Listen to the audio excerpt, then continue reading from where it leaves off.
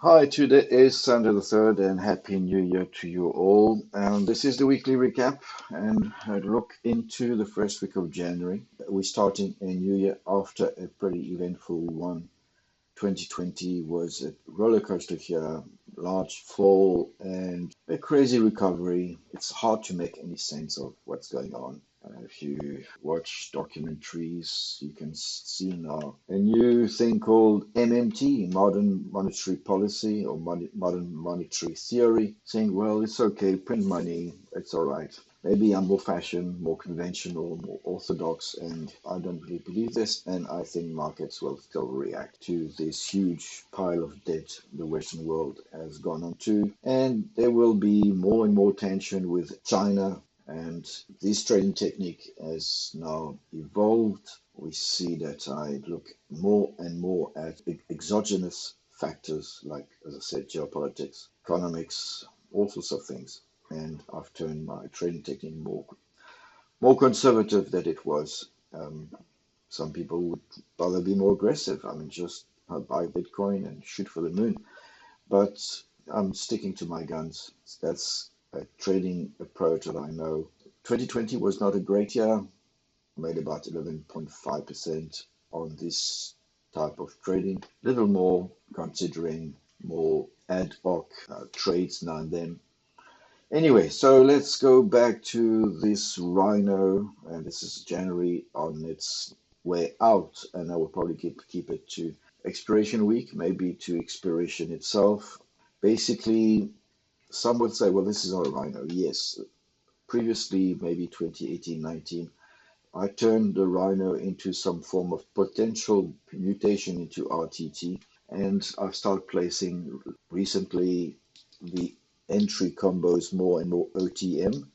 Not only it was cheaper, safer, but also it was a way to stick to the primary principle, which is a flat delta over the largest possible range, and to get a slightly negative delta at inception. I had to just to move the combo further OTM. So this is how it looks now, and it should not surprise any of those who've been following me for months or years. So this trade is safe, and it's also a matter of trading style and balanced or conservative balance to aggressive mode, and I'm more on a conservative to balance. So this trade is easy to manage, easy to understand, and I like it this way. On this one, I placed the CCS further OTM as well, and I will be explaining in other videos about IV convexity. And now that January is around the corner, so the IV trough on the call side is getting closer to ATM. So that's why we haven't been hurt lately on this call credit spreads. There's 30 cents on the 39.75 to 4,000.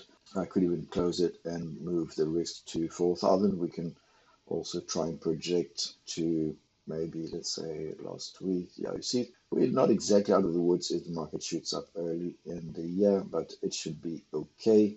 Maybe I will close it on the Monday. That should be fine. So I always look at this. I look at IV convexity, and I think the IV trough now is probably around 38.50. So it's all right as long as the market behaves in the next few days.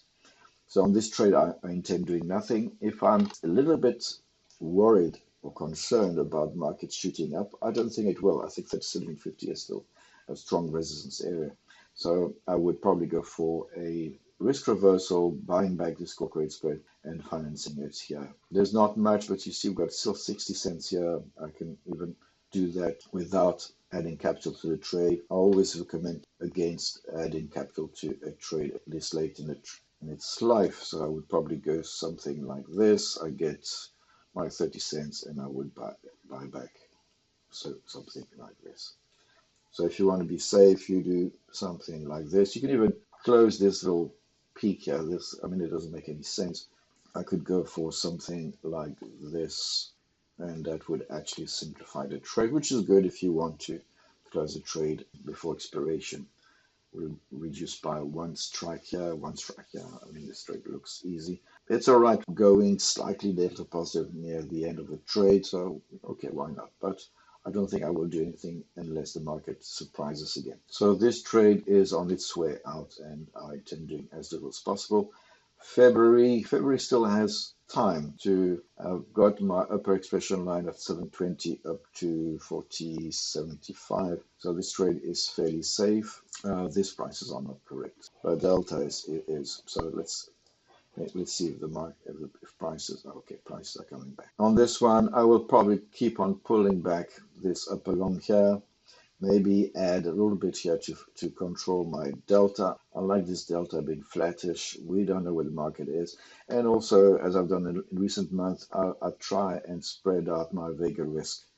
And although lately in the last week of December, we've seen the decorrelation SPX VIX, that's also something I monitor closely. The SPX VIX correlation has turned very poor, which also tends to indicate something funny is about to happen. As I've explained in the SPX Outlook video, a lot can still happen in the next few weeks. So I will probably keep on adding a little bit of capital, 47 days. Generally, after 49 TT, it's cruising altitude. I leave the trade at more or less constant capital. Lately, I've been adding capital a little bit later into the life of the trade. So I may go up to 17, 18, 20. We'll see how it goes, but I would rather see the market dropping a little bit to add capital. So it's going to be the same, spreading Vega risk, lifting the upper expression line in a very conservative way.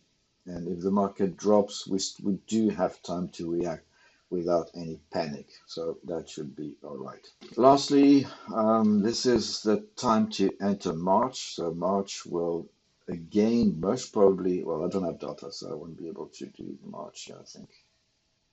Let's see if I've got data. Yes, I've got data. So I will probably again place a wider combo way out of the money. Something like this would be fine. As you can see, pretty safe, slightly negative delta. Of course, I admit that there will be no theta into this trade. So this conservative management have slowed the progress of the trade. Profit accumulation has been slower, and that's why in the last few months I've gone closer to expiration while keeping my delta and, most importantly, my gamma flat. So this would be a very conservative entry. I will look at prices, but this looks pretty good actually. VIX has been good, and the VIX term structure is flat, and March is looking okay. So that would be my type of entry, just to get my negative delta at inception. As you have seen in February, I've added the CCS pretty early, and I will probably again try and place some CCS. And that's also something you can consider. You can also consider going closer to the money, get a delta flattish to slightly positive, and get your negative delta by using a CCS. This is not a very strict rule, but I'd rather be more conservative.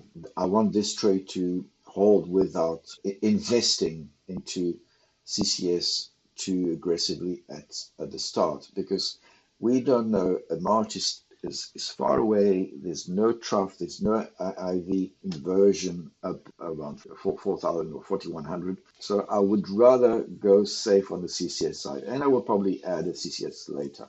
So you can say, well, the market will not go above 4,000 and I go into CCS right away. There's nothing wrong with that. You just know the risk attached to that. I would only put my CCS above the IV trough, but I would need the IV trough to emerge, to be visible. And if volatility drops, the skew will form later. So we don't know where it is right now. Anyway, I hope you catch the drift of my thinking when starting a new trade. And if you want to know more, I suggest you join the Slack group if you're not there already. And you can contact me. Most content is free anyway. Anyway, I again wish you a very happy new year. And for those who are on Slack, I'll be there tomorrow. Bye for now.